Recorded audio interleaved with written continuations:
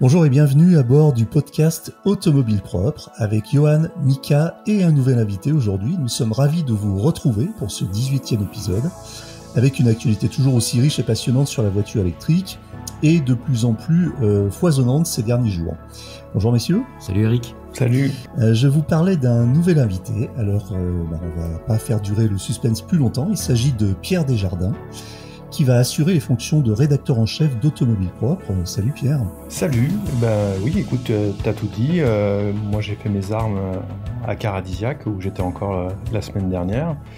Et à quelques années, je me suis spécialisé de plus en plus vers les voitures électrifiées, que ce soit hybrides rechargeables ou électriques. Donc, ce n'était qu'une évolution logique que je finisse un jour chez Automobile Propre, qui est la référence dans ce domaine. On est ravis de t'accueillir en tout cas dans l'équipe et dans ce podcast.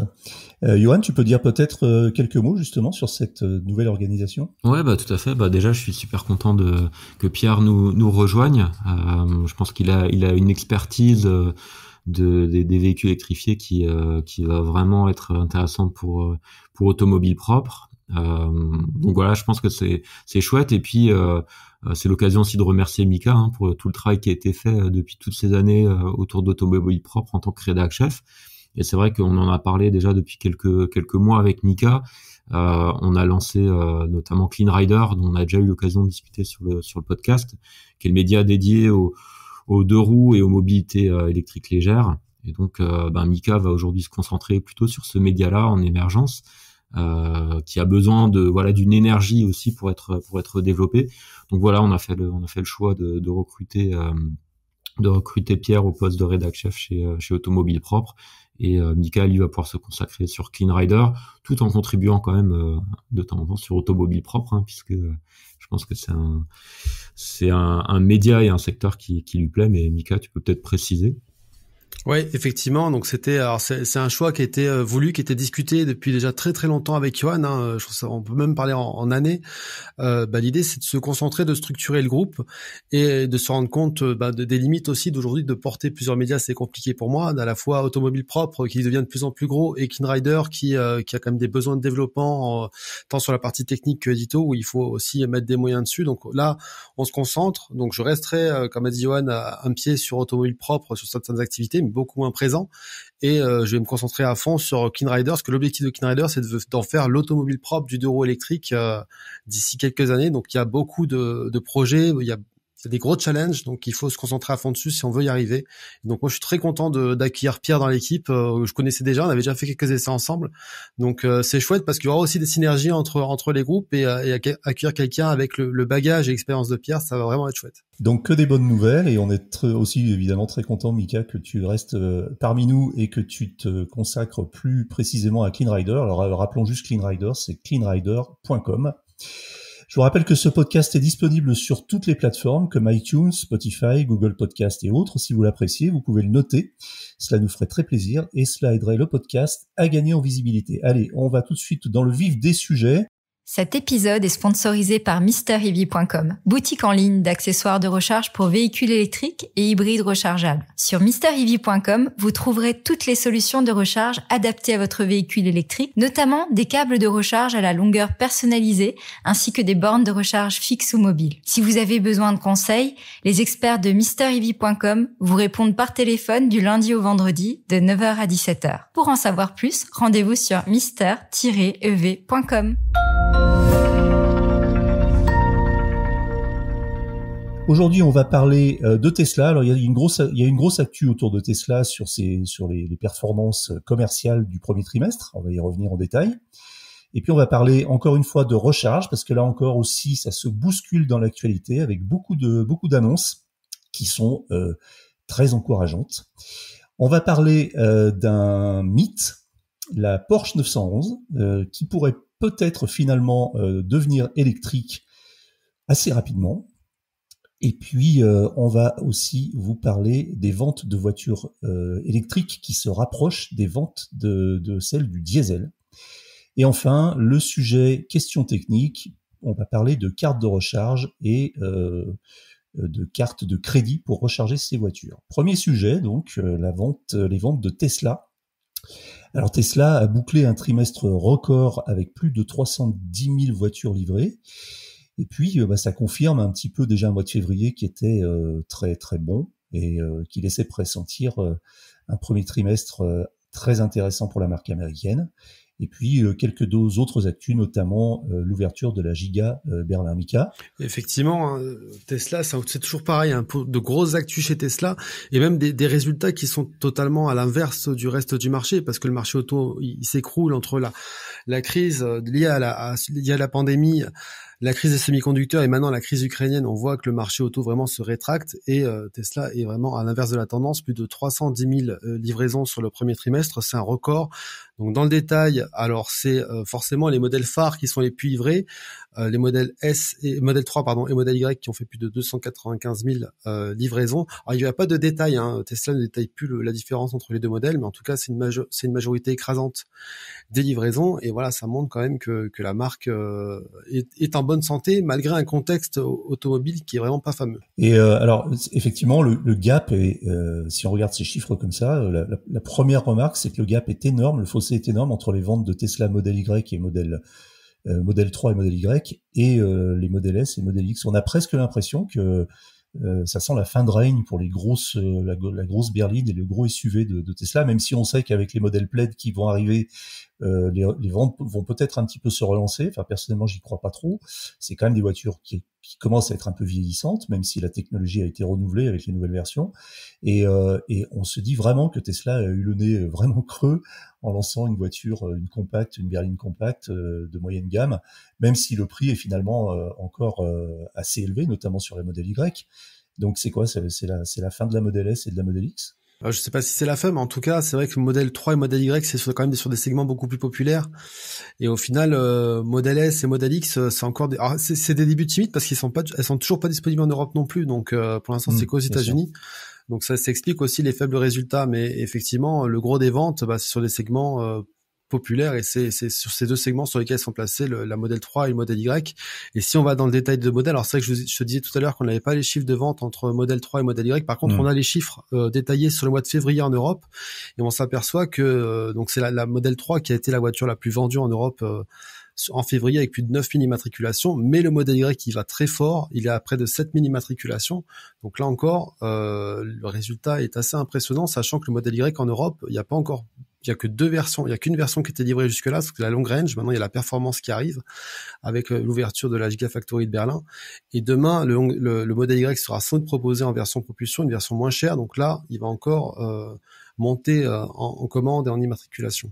Le Model Y, donc effectivement, ça reste quand même une voiture assez chère puisque la seule une version était disponible à long range. Maintenant, va arriver la performance qui sera fabriquée à Berlin et c'est des voitures, on est sur plutôt plus de 50 000 euros, 55, 60 000 euros, en fonction des options, c'est ça, hein? Ouais, on est dans ces eaux-là. Donc effectivement, beau succès. Si on prend dans le détail, alors effectivement, Tesla livre maintenant ses chiffres de vente par famille de produits, donc S et X d'un côté, 3 et Y de l'autre. S et X, c'est 14 000 livraisons là sur le premier trimestre.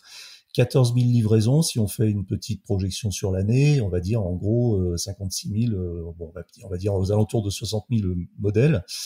Donc effectivement, alors on connaît pas la répartition entre les deux, mais on imagine que X est un petit peu au-dessus de S, même si maintenant la S avec la version Plaid a peut-être vu ses ventes remonter. Donc même si on divise par deux, ça fait quoi? Ça fait 25 à 30 000 modèles S par exemple vendus sur l'année. Et effectivement, pour une grosse berline électrique, c'est plus des gros chiffres. On sait par exemple que la Porsche Taycan a dépassé les 40 000 exemplaires. Donc aujourd'hui, il se vend presque une fois et demie plus de Porsche Taycan que de Model S. Donc on verra si l'arrivée de la Plaid redresse la barre pour la Model S. Ce que tu dis, Eric, c'est intéressant parce que finalement, Tesla avait conquis un marché avec la Model S. Celui des belles berlines électriques, et puis finalement il est en train de laisser ce marché à d'autres, à Porsche, aussi à Audi qui se projette sur le segment. Donc Voilà, ils sont en train de laisser une place vide parce qu'ils sont pas capables de produire et de livrer ces véhicules. C'est un peu dommage. Et puis d'autres qui arrivent, notamment Lucid Air, etc. Alors ça reste encore très marginal, mais de toute façon, d'une façon générale, je pense que aussi le marché de la berline statutaire n'a plus vraiment le vent en poupe.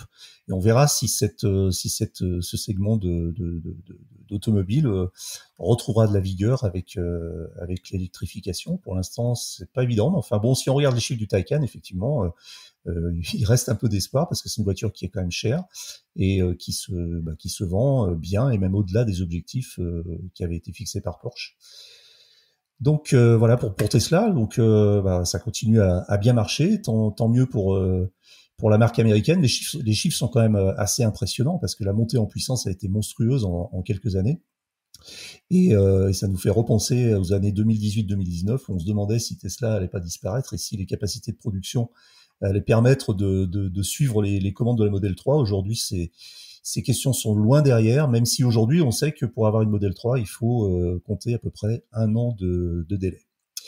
Ce qui nous amène au sujet de la recharge, encore une fois, on vous lâchera pas avec ça parce que c'est vraiment le sujet brûlant et l'électromobilité, la voiture électrique ne se développera pas sans un bon réseau de recharge. Et là, il y a eu plein d'annonces ces derniers jours qui sont hyper encourageantes. Alors d'abord, des milliers de bornes de recharge pour Carrefour. Alors, qu'est-ce qui va se passer chez Carrefour, Johan ? En fait, comme pas mal d'acteurs de la grande distribution, Carrefour est en train de se positionner avec des offres de recharge pour véhicules électriques. Donc là, ils souhaitent installer quasiment 5000 points de charge d'ici 2025.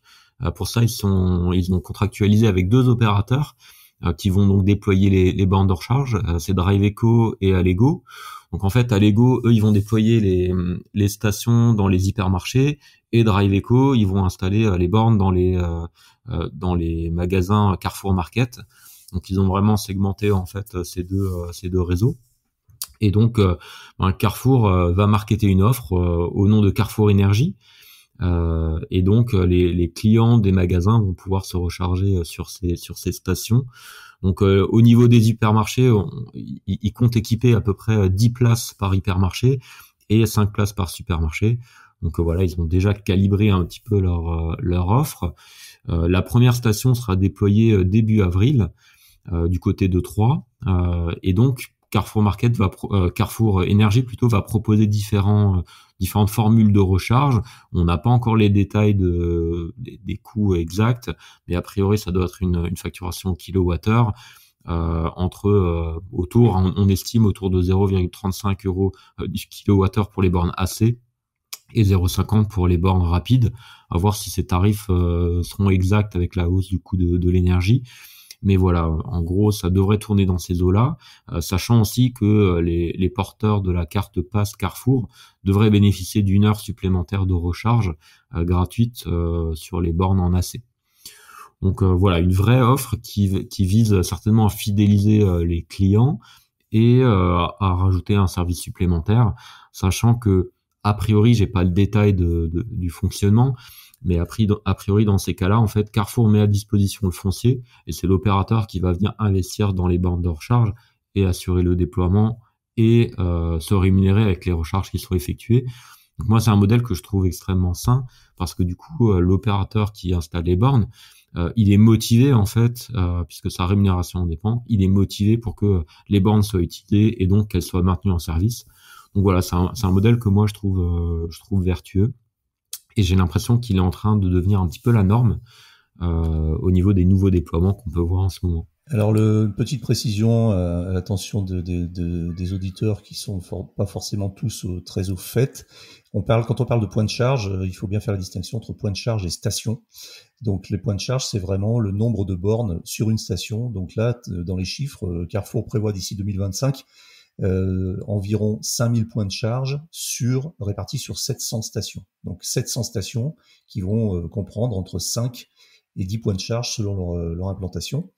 Et alors effectivement, c'est c'est très encourageant. Alors, effectivement, il y a encore quelques questions en suspens, comme par exemple, est-ce que ces points de charge sont accessibles une fois que les grandes surfaces sont fermées, ou est-ce que c'est vraiment des points de charge qui sont captifs et réservés à la clientèle pendant les heures d'ouverture?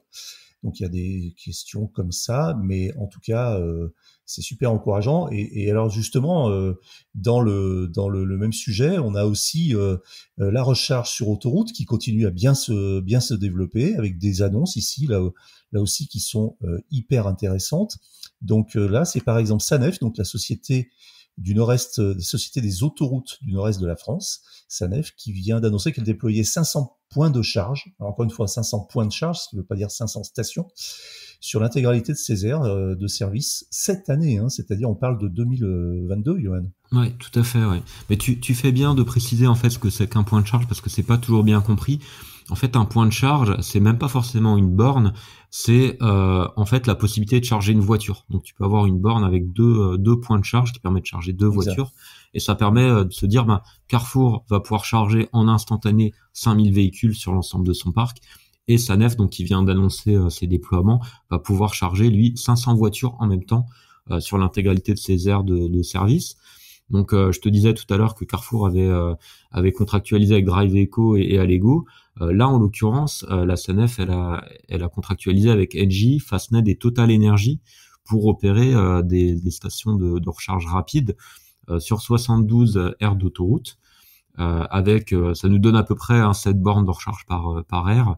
Donc voilà, c'est plutôt intéressant. Ça vient compléter l'offre qu'on connaît déjà avec, notamment avec iUnity.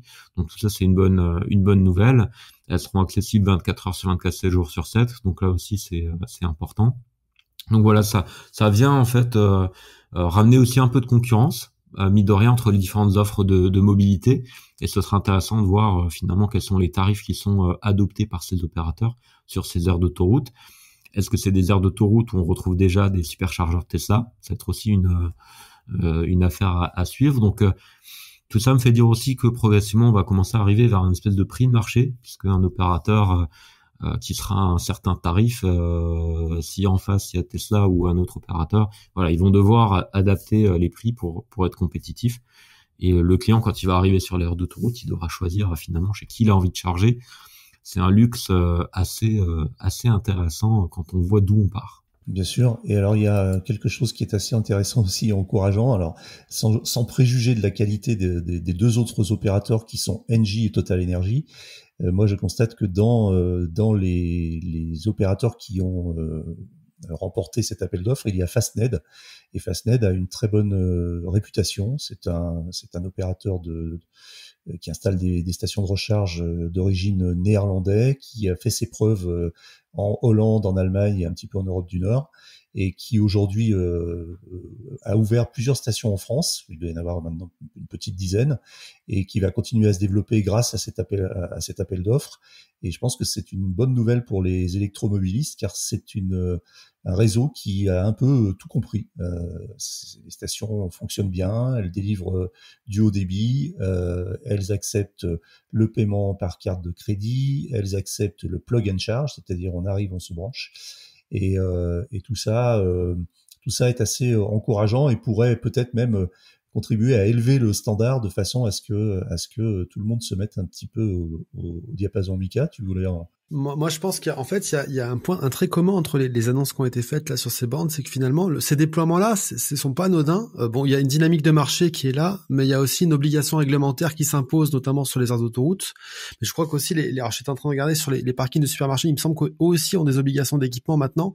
Donc finalement, ces déploiements, ils sont aussi portés par la réglementation, et ça montre quand même tout le poids de mener une politique publique qui incite au déploiement des bornes de recharge pour que ça avance. Alors c'est bien en France, ça avance.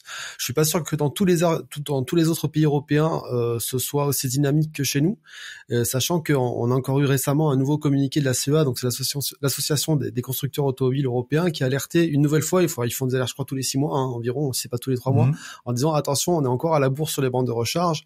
Et ils ont évalué les besoins en bornes de recharge publiques, donc pas les bornes de recharge privées. Ils parlent de plus de 6 millions de points de charge nécessaires d'ici à 2030. Dont 1,3 million en France. Donc on est encore loin du compte et finalement voilà. Très loin du compte, on est même pas à 10%. Ouais.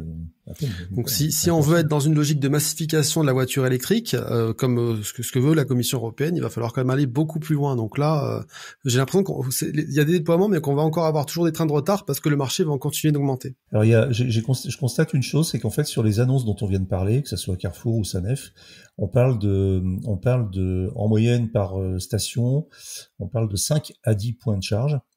Et puis chez Sanef, on parle d'une moyenne de 7 points de charge, donc on est à peu près dans les mêmes ordres de grandeur. Et ça pourrait peut-être mettre un coup de boost aussi à Ionity qui jusqu'à présent propose généralement 4 points de charge au débit plus une borne 50 kW si je ne me trompe, ce qui fait généralement entre 4 et 5 bornes par station Ionity, et on voit que ça commence à grincer un peu et à coincer un peu parfois dans certaines situations.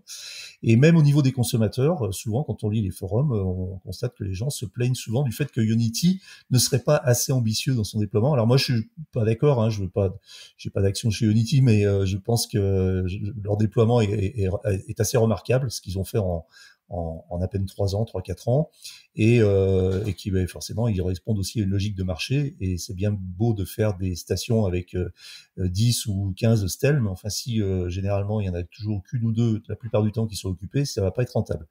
Donc ils avancent prudemment avec pragmatisme, mais peut-être que on sent que chez d'autres opérateurs, il y a peut-être un petit peu plus d'ambition. Alors ça vient peut-être aussi du fait qu'ils possèdent le foncier, qu'ils ont peut-être des frais généraux moins importants qu'en partant de zéro. Alors justement, à propos de déploiement, il y a aussi deux informations intéressantes, notamment chez nos amis allemands à Berlin, et puis on va retrouver ça aussi dans l'autre info sur le Royaume-Uni. Les voitures électriques vont pouvoir se recharger sur les lampadaires.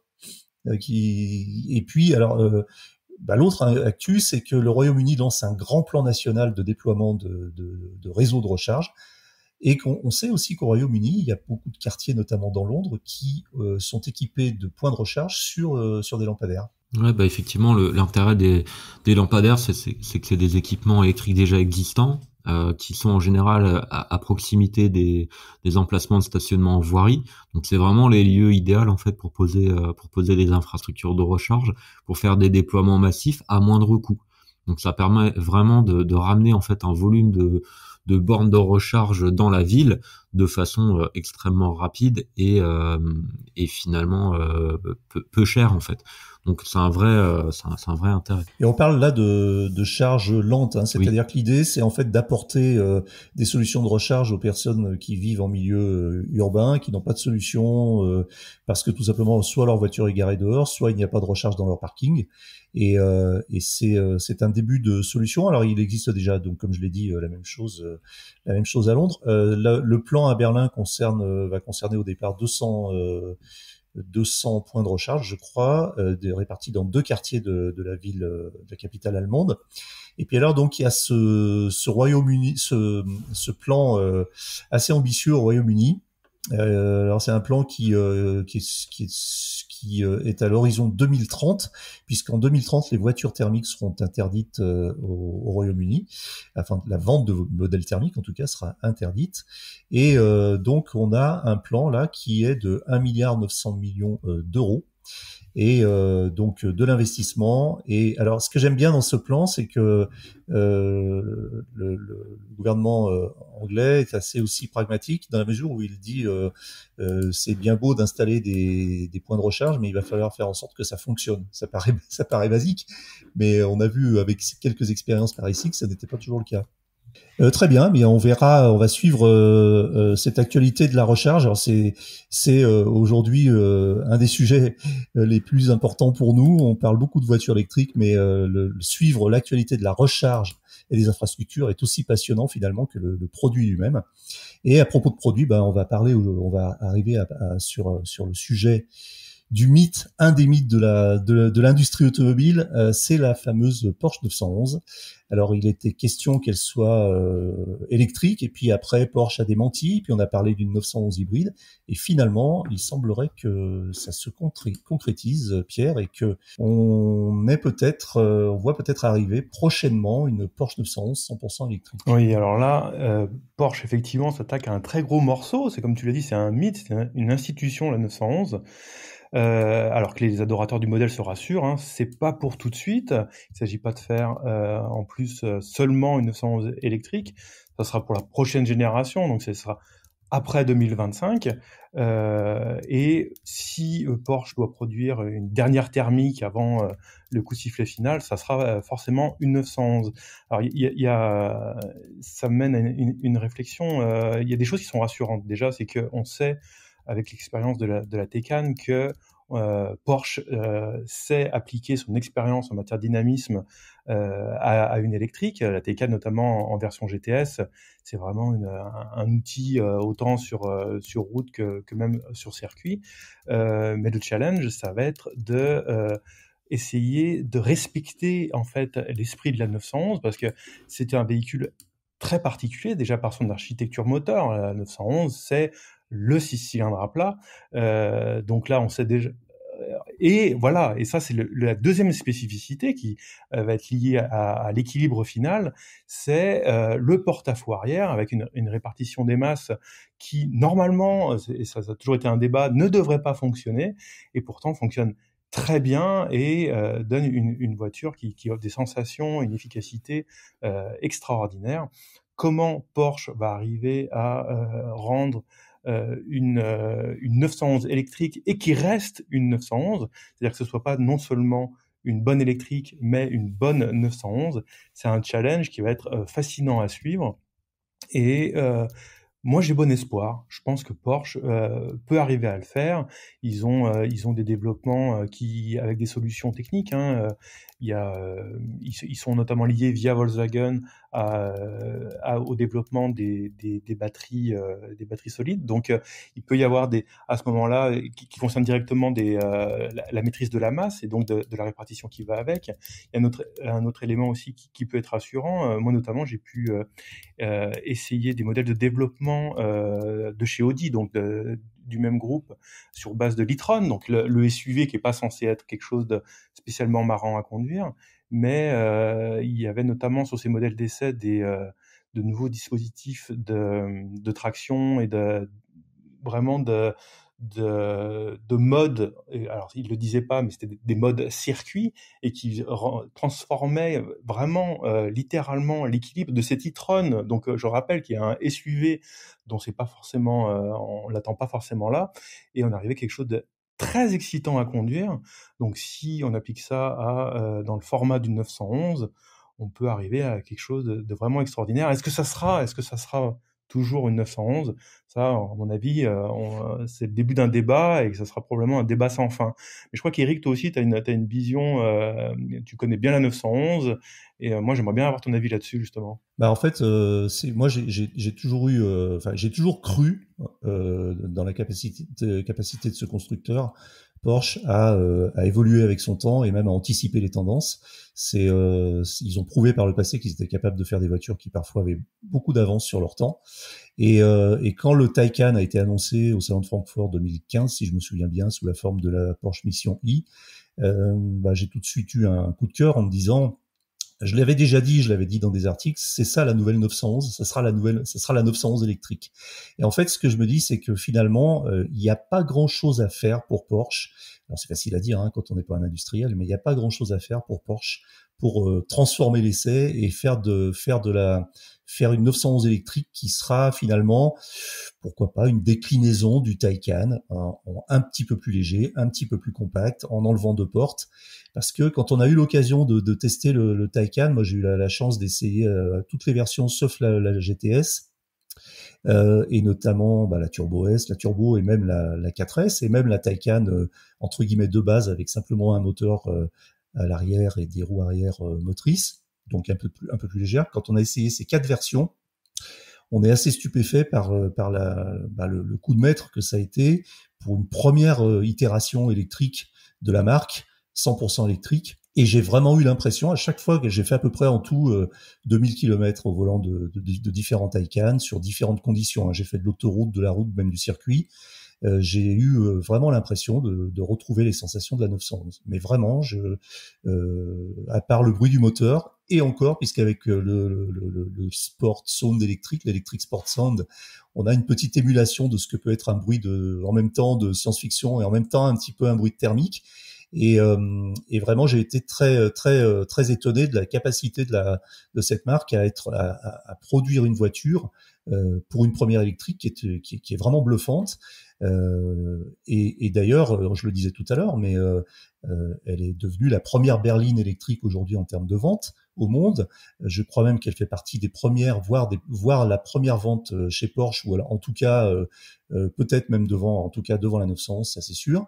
Et quand je parcours les forums, notamment beaucoup de forums sur les voitures électriques, les forums Tesla, des forums Porsche, je suis aussi très très surpris du nombre de Teslaïstes, en tout cas de possesseurs notamment de Tesla Model S qui sont passés à la Taycan et qui d'ailleurs comparent avec les avantages et les inconvénients de chacune des voitures, mais qui souvent arrivent à cette conclusion de dire ok, la Taycan est un peu plus chère que la Model S pour être pas forcément beaucoup plus performante en termes simplement d'accélération, mais cette voiture procure tellement de plaisir et de sensations que jamais je ne reviendrai à Tesla. Voilà, en général, le discours qu'on entend. Donc effectivement, je pense que, je suis pas inquiet en tout cas sur la capacité de Porsche à produire une 911 électrique qui sera probablement totalement bluffante. On aura en tout cas deux avant-goûts parce que visiblement la 911 devrait d'abord sortir en version hybride. Donc ça permettra de voir un petit peu comment au niveau packaging, on va dire, Porsche va s'en sortir et puis quelle influence ça aura sur le comportement. Et surtout, il y aura d'abord la Porsche 718, donc la petite sportive de Porsche qui sera déclinée en électrique. Et là, ça sera vraiment intéressant justement d'avoir ce format compact et de voir comment on s'en sort au niveau dynamisme. Alors la 718 n'a pas le statut du mythe de la 911. Oui, mais surtout que la 718, qu'on connaît aussi sous le nom de Cayman, est une voiture qui effectivement est plus compacte. Donc le challenge pour Porsche, et d'ailleurs pour tous les constructeurs qui veulent se lancer sur ce marché, c'est d'arriver à trouver la bonne équation entre le poids, l'encombrement et l'autonomie. On verra, ça va être passionnant de suivre ce sujet, même si c'est un sujet un peu, entre guillemets, de niche, on en est bien conscient, mais ça participe aussi de l'évolution technologique de l'automobile. Autre sujet, alors là c'est le focus de la semaine, un peu moins sexy peut-être, les ventes de voitures électriques se rapprochent des ventes du diesel. Alors on sait que les ventes du diesel se portent pas très très bien ces derniers temps, mais alors là, pour le coup, on a deux courbes qui sont en train de se rapprocher dangereusement, Mickaël. Oui, alors effectivement, le marché, alors c'est pas que le diesel, c'est le marché auto dans sa globalité est au plus mal. Je crois que c'est le 10e mois consécutif de baisse du marché auto français. Ça, c'est du jamais vu depuis 40 ans, disent les experts. Et effectivement, les énergies conventionnelles dégringolent et à tel point que le diesel et l'électrique sont quasiment au coude à coude en mars. Alors si on va dans le détail, il y a eu 21 000 immatriculations de voitures diesel versus quasiment 20 000 voitures électriques immatriculées sur la période. Donc c'est quand même, ils sont quasiment au coude à coude au niveau des parts de marché. Donc il y a un peu plus de 14% pour le diesel et un peu moins de 14% pour l'électrique. Donc on imagine que peut-être que d'ici quelques mois l'électrique va surpasser le diesel et ce serait au final assez logique, même si le mois de mars, encore une fois, c'est toujours un mois assez exceptionnel parce que Tesla a pour habitude de livrer beaucoup de voitures en fin de trimestre et effectivement le mois de mars ne déroge pas à la règle. C'est plus de près de 4000 exemplaires de la Model 3 qui ont été immatriculés dans l'Hexagone. Alors on rappelle que la Model 3 continue à être livrée et à être très populaire parce que la hausse des prix, elle n'affectera vraiment la prise de commande et livraison qu'à compter de 2023 parce que de toute façon le calendrier le carnet de commandes pour 2022 il est plein. Donc là les gens touchent encore des voitures qu'ils avaient achetées relativement à des tarifs relativement abordables et aussi des bons résultats pour la Dacia Spring qui a été matriculée à plus de 2000 exemplaires sur le mois de mars et la Renault Zoé à plus de 2000 exemplaires et le modèle Y aussi qui a fait un très bon résultat avec près de de 1000 unités immatriculées. Donc le mois de mars pour la voiture électrique était quand même assez bon, et on voit que malgré le contexte, voilà, l'électrique maintient son cap, même si je pense que sans cette crise des semi-conducteurs et sans tout ce qui l'entoure avec la guerre en Ukraine, on serait encore au-dessus. Surtout que la guerre en Ukraine, on l'avait déjà évoqué, a aussi concrètement eu un impact sur la fourniture de certains composants pour certaines marques, notamment pour le groupe VV. Très bien, donc bientôt peut-être un croisement des courbes de vente entre le diesel et l'électrique. Qui aurait parié sur ça il y a seulement 5 ans. Et puis on va finir avec la question un petit peu technique de la semaine. Alors c'est pourquoi faut-il une carte spécifique par réseau de recharge, et pourquoi les bornes de recharge n'acceptent pas, enfin certaines, beaucoup, bornes de recharge n'acceptent pas les cartes de crédit. Alors Johan, tu connais un petit peu le sujet, je crois, et pour cause, et tu vas peut-être nous éclairer un petit peu. Ouais, tout à fait. Petit disclaimer, et pour que tout le monde comprenne bien pourquoi je peux apporter un éclairage là-dessus, donc je gère aussi ChargeMap. ChargeMap, c'est l'application pour trouver les bornes de recharge communautaires, etc., que la plupart des conducteurs de véhicules électriques connaissent, mais c'est aussi un opérateur de mobilité électrique, donc qui fournit un badge qui est compatible avec 250 000 points de charge en Europe. Donc en fait, nous on agrège en fait ces différents réseaux de recharge pour permettre de recharger avec une seule carte de façon très simple. Donc ça, c'est le petit disclaimer et la petite explication. Alors je vais la faire en 2 temps. Je vais déjà expliquer pourquoi en fait la plupart des bornes n'acceptent pas la carte bancaire. En fait, il n'y a pas une raison principale, mais il y en a plusieurs. Je vais essayer d'être pédagogue parce qu'il y a des choses un peu techniques, mais en fait, la principale contrainte au niveau de la carte bancaire vient du fait que les bornes de recharge finalement sont extrêmement disséminées aujourd'hui sur le territoire, à l'inverse d'une station-service où finalement on centralise en fait la distribution d'énergie à un seul point et on fait je vais pas dire des recharges, mais on fait le plein de nombreux véhicules sur une journée, là où une borne de recharge parfois va avoir 1 voire 0 conducteur rechargé. Donc il y a vraiment une différence fondamentale entre le côté très centralisé des stations-service avec une vraie rotation au niveau des pompes versus les bornes de recharge qui sont éclatées sur le territoire, qui rechargent parfois un ou 2 véhicules dans la journée. Et donc sur ces bornes de recharge, notamment les bornes de recharge lentes, il y a un vrai besoin de rentabilité en fait pour que le service puisse être opéré. Et dès lors qu'on vient enchérir le coût du matériel et les coûts de maintenance, eh bien le fait d'implanter une borne n'est absolument plus rentable. Donc pour expliquer ça, le fait d'accepter la carte bancaire, ça va obliger l'opérateur et le propriétaire de la borne de recharge à installer un lecteur de carte bancaire, ce qui est un coût hardware supplémentaire, un coût de matériel supplémentaire. Ça va les obliger aussi à avoir un abonnement bancaire avec finalement avec un établissement bancaire, ce qui a aussi un coût. Et enfin, il y a une contrainte qui est assez forte, mais qui protège le consommateur, qui oblige en fait, dès lors qu'on fait un paiement par carte bancaire, à fournir un petit ticket qui en général est papier, qui peut être numérique, mais dans ce cas-là, il faut connaître l'adresse email de l'utilisateur à qui on veut l'envoyer. Donc ce besoin d'une facture, ou en tout cas d'une preuve de paiement, est une vraie contrainte, parce que quand vous avez toutes les bornes de recharge disséminées sur le territoire et que vous allez devoir envoyer un technicien pour mettre des petits rouleaux de papier dans chacune des bornes, c'est une contrainte qui coûte cher. Donc voilà, et la solution qui a été trouvée depuis des années, en fait, depuis près de 10 ans maintenant, c'est plutôt de fonctionner avec des lecteurs RFID qui coûtent beaucoup moins cher, qui coûtent quasiment rien en fait à intégrer dans une borne de recharge, et ensuite de les coupler à un système de compte utilisateur sur lequel on peut envoyer par email la preuve de paiement. Donc ça, c'est un petit peu l'explication générale. Maintenant, ce qui va se passer, je pense, c'est que progressivement, les stations de recharge rapide vont intégrer des lecteurs de carte bancaire, parce que on centralise un peu comme les stations-service la distribution d'énergie, qu'il y a plus de rotation, que c'est des charges qui coûtent plus cher, et donc on est capable d'absorber en fait le coût du lecteur de carte bancaire. Donc ça, c'est un petit peu le fonctionnement global et le sujet carte bancaire qui est toujours compliqué à expliquer, à comprendre. C'est vrai qui est polémique aussi. Qui est polémique, voilà, en tant qu'utilisateur, on se dit mais finalement pourquoi il n'est pas un lecteur de carte bancaire en sans contact et c'est réglé. C'est pas si simple que ça, il y a des contraintes quand même. Sinon il y aurait pas de système de badge honnêtement.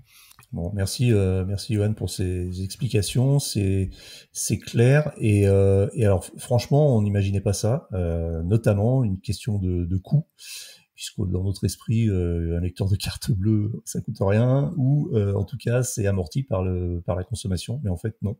Et effectivement ça implique énormément de problématiques derrière et on comprend mieux le sujet.